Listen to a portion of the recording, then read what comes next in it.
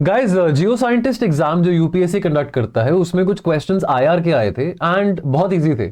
अब अगर ऐसे क्वेश्चंस यूपीएससी पूछ रहा है जियो साइंटिस्ट में, अगर सीएससी में सिविल सर्विस एग्जामिनेशन में पूछ ले तो क्या ही बात है। क्वेश्चन दिखाऊं? क्वेश्चन देके आपको भी लगेगा अरे इतने इजी क्वेश्चंस हैं। मुझे स्कोर बताना जरूर, कितना सही स्कोर है आपका। इसमें फुल होने चाहिए, किसी का गलत नहीं होना चाहिए, किसी का गलत नहीं होना चाहिए। Alright, not even single question गलत। ठीक है, चलो पहला question. 22nd India ASEAN summit was held in October 2025 in कहां कहां कहां? चार ऑप्शंस दिए गए हैं, सही आंसर क्या है? मिनिस्ट्री ऑफ एक्सटर्नल अफेयर्स की वेबसाइट से ही मैंने स्क्रीनशॉट निकाला है। कहां हुआ है? कुआलालंपुर में। कुआलालंपुर में हुआ है। कुआलालंपुर कहां पे है? कहां पे कुआलालंपुर? बताइए मुझे, कुआलालंपुर कहां पे है? कमेंट सेक्शन में बताइए। मलेशिया में है। ऑलराइट, और यहां पे इस पर्टिकुलर इवेंट में, इस पर्टिकुलर एशियन समिट में कुछ अग्रीमेंट से, कुछ ऐसी बातचीत थी जो कि मोदी जी ने साइन करा था इन support of the Malaysian chair theme. Malaysia की जो चेयरमैनशिप थी एशियान की, उसमें थीम था इंक्लूसिविटी एंड सस्टेनेबिलिटी। तो यहां पे कुछ बातें हैं, ये अगेन मैंने मिनिस्ट्री ऑफ एक्सटर्नल अफेयर्स की वेबसाइट से स्क्रीनशॉट निकाला है। फॉर एग्जांपल, जैसे कि India would be the first responder in the times of crisis in terms of अगर हम बात करें in the neighbourhood and further strengthening the cooperation in the disaster preparedness and the human assistance and disaster relief operations, then training of 400 professionals in renewable energy for supporting the Asian power grid initiative, then extending quick impact projects to Timor Leste. Timor Leste जैसे आपको पता है अभी हाल ही में एक recent addition हुआ है ASEAN के फोरम में। तो देयरफॉर काफी इजी क्वेश्चन था, ज्यादा मुश्किल क्वेश्चन नहीं था। अगेन एक बार क्वेश्चन देख लो। क्वेश्चन पूछ रहा है कि 22nd इंडिया एशियन समिट अक्टूबर 2025 में कहां हुआ था? सो कुआलालंपुर जो कि कैपिटल है मलेशिया का, ऑप्शन बी यहां पे सही आंसर बनता है। ठीक है जी। उसके बाद नेक्स्ट क्वेश्चन आता है, देन आपको मैच द फॉलोइंग में यहां पे देखना है कौन सा पेयर करेक्टली मैच है। सने ताकेची जापान के, क्या वो क्या है? वो प्राइम मिनिस्टर है, प्रेसिडेंट है? हमारा आपने देखना है कि हेड ऑफ द स्टेट दिया गया है, वो प्रेसिडेंट भी हो सकता है, प्राइम मिनिस्टर भी हो सकता है, लेकिन क्या वो जो साथ दी गई कंट्री है उसके साथ वो करेक्टली मैच्ड है कि नहीं है? Catherine Connolly, Rodrigo Paz Pereira and Paul Biya. अब यहां पे आपको बताना है कि कौन से पेयर्स करेक्टली मैच्ड हैं। इसका सही आंसर क्या है? इसमें ना दो पेयर्स करेक्टली मैच्ड हैं। एक तो सने ताकेची, देखो इनके बारे जापान के हाल ही में प्राइम मिनिस्टर बने हैं, वुमेन प्राइम मिनिस्टर हैं, काफी ज्यादा कवरेज न्यूज़पेपर में हुई है। तो मुझे लगता है कि ये कोई इतना मुश्किल बात नहीं है। अगर आप बेसिक, आप न्यूज़पेपर नहीं भी पढ़ते हो ना, सिर्फ इन शॉर्ट्स पढ़ते हो, अगर आप सिर्फ इन शॉर्ट्स पढ़ते हो, थोड़ा बहुत आप सोशल मीडिया देखते हो, तो आपको पता है कि जापान के एक लेडी प्राइम मिनिस्टर है सने ताकेची। देन कैथरीन कॉनोली, यस ये आयरलैंड के हैं, बिल्कुल ये सही बात है। यहाँ पे आयरलैंड के हेड ऑफ द स्टेट आते हैं। जहां पे रोड्रिगो पास पेरेरा की बात आती है तो यहाँ पे देखिए विकिपीडिया में से हमने निकाला है रोड्रिगो। देखो वैसे ये नाम भी जो है ना रोड्रिगो, ये नाम भी बड़ा स्पेनिश और पोर्चुगीज टाइप का है। मतलब इन द सेंस कि जैसे आप जानते हैं कि बोलिविया है, बोलिविया में काफी ज्यादा जो कल्चर है वो स्पेनिश और पोर्चुगीज वाला ही है। और जहां तक हम कैमरून की बात करें, कैमरून में ज्यादातर जो कल्चर आपको देखने को मिलेगा वो थोड़ा फ्रेंच कल्चर देखने को मिलेगा। रोड्रिगो पास पेरेरा थोड़ा फ्रेंच नाम तो नहीं है। एंड देखो रोड्रिगो पास पेरेरा, मतलब ऐसे आप ब्रेक डाउन कर सकते हो जस्ट टू, आप कैसे स्मार्ट गेस कैसे कर सकते हो, स्मार्ट गेस करने की बात है। तो ये प्रेसिडेंट है बोलिविया के, और ये नवंबर 2025 से इन्होंने ऑफिस संभाला है। ऑलराइट, 57 ईयर्स के हैं। और पॉल बिया जो है वो प्रेसिडेंट है कैमरून के, प्रेसिडेंट है कैमरून के 2022 से। ठीक है, मतलब यहां पे ये फोटो उनकी 2022 की दिखाई गई है, वो सेकंड प्रेसिडेंट ऑफ कैमरून है। Alright, alright, next question. तो यहां पे आपका कितना बना? आपका आंसर बना कि भाई 2, यानी कि how many of the pairs given above are correctly match? 2 pairs are match. Then उसके बाद अगला चलते हैं इथियोपिया, नाइजीरिया, इजिप्ट, यूएई, इनमें से कितने फुल टाइम मेंबर्स हैं ब्रिक्स के? देखो बहुत इजी क्वेश्चन है। इनमें से यूएई, इजिप्ट और इथियोपिया जो है फुल टाइम मेंबर्स हैं, तो यानी कि 3। नाइजीरिया क्या है? नाइजीरिया पार्टनर कंट्री है।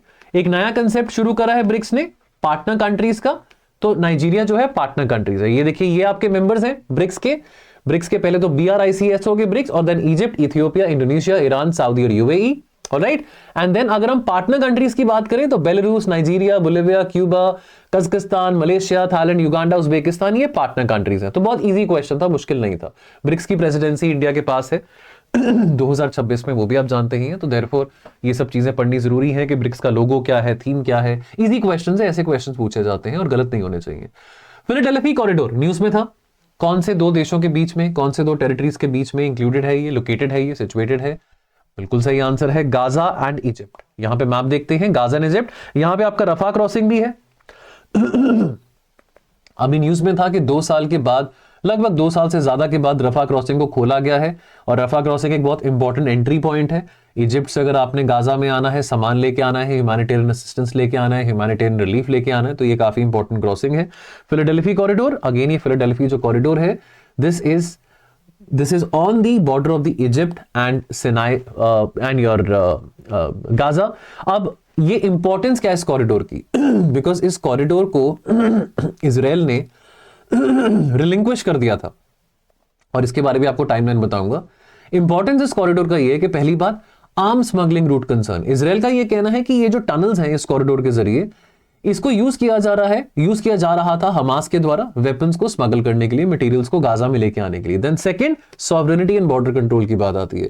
इजिप्ट व्यू करता है control over its side as a sovereign matter and resist any kind of foreign military presence over there.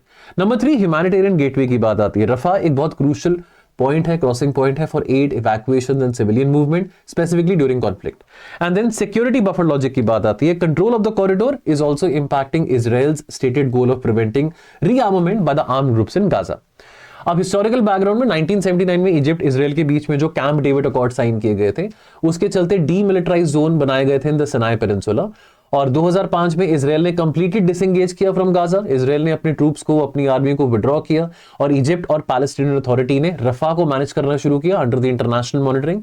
Then 2007 के बाद हमास ने कंट्रोल करना शुरू किया गाजा को, तो इजराइल ने फिर ब्लॉकेड को और मजबूत बनाया और देयरफॉर इजराइल ने अगेन यहां पे रफा बॉर्डर क्रॉसिंग पे और फिलाडेल्फी कॉरिडोर पे थोड़ा अपनी आर्मी को मोबिलाइज किया, डिफेंस ऑफिशियल्स को मोबिलाइज किया।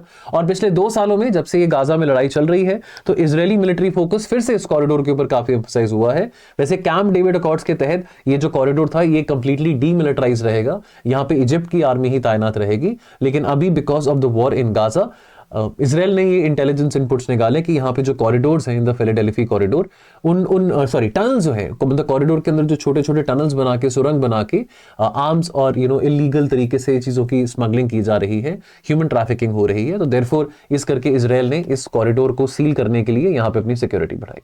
तो फिलाडेल्फी कॉरिडोर की बात आती है। देन वेरी इजी क्वेश्चन, इनमें से कौन सा न्यूएस्ट मेंबर है नेटो का? न्यूएस्ट मींस लेटेस्ट मेंबर कौन सा है? देखो, अंडरस्टैंड वन थिंग, बच्चे को पता है कि भैया फिनलैंड और स्वीडन 2 लेटेस्ट मेंबर हैं जो आए हैं नेटो में। पर पूछा क्या जा रहा है कि सबसे लेटेस्ट कौन सा आया है? क्या वो फिनलैंड है कि वो स्वीडन है? देखो, फिनलैंड और स्वीडन दोनों ने 18 मई 2022 को एप्लीकेशन डाला था नेटो में कि हम मेंबर बनना चाहते हैं। फिनलैंड का एसेशन हुआ 2023 में और स्वीडन का हुआ 2024 में। तो अब आपको यह तो पता है कि Finland Sweden 31st and 32nd member बने हैं respectively. 31st NATO member Finland बना है, 32nd जो नेटो मेंबर है वो स्वीडन बना है। तो आपको ये बताओ कि लेटेस्ट कौन सा है? स्वीडन है। अगेन ये वेबसाइट में से इंफॉर्मेशन निकाली है, ये बहुत बार हमने करंट अफेयर्स में भी कराया है। बहुत इजी क्वेश्चन है, मुझे लगता नहीं कि क्वेश्चन किसी का गलत होना चाहिए और मुझे लगता है कि ये सारे के सारे क्वेश्चन सभी के सही होने चाहिए। बहुत इजी क्वेश्चन थे, मेरे को था कि चलो ये इजी क्वेश्चन आपके साथ एक बार डिस्कस कर लूं क्योंकि यूपीएससी के द्वारा ये पूछे गए हैं। सो वेल, आप कहेंगे कि सर यूपीएससी इतनी इजी क्वेश्चंस नहीं पूछता, लेकिन जियो साइंटिस्ट के एग्जाम में पूछे थे, तो the purpose was just to discuss with them. बाकी हमारा लाइव प्रीलिम्स का जो क्रैश कोर्स है वो चल ही रहा है, प्लीज उसमें ज्वाइन करें अगर आप अपनी प्रीलिम्स की तैयारी को स्ट्रीमलाइन करना चाह रहे हैं। बाकी आपको एक और बात बताना चाहता हूं, संडे यानी कि क्या तारीख है? 15 तारीख, वैलेंटाइंस डे मना लो। 15 तारीख को, 15 फरवरी को मैं लेके आ रहा हूं मैराथन, पीवाईक्यू मैराथन 2011 से लेके 2011 से लेके 2025 पिछले 15 सालों के जो पीवाईक्यूज हैं आईआर के, वो हम बैठ के डिस्कस करेंगे। संडे सुबह 11 बजे बैठेंगे और कोशिश करेंगे कि 2:30-3 बजे तक, 3:30 बजे तक हम काम खत्म कर दें। ठीक, चलिए मिलते हैं बहुत जल्द। Thank you so much, take care of yourself. Thank you.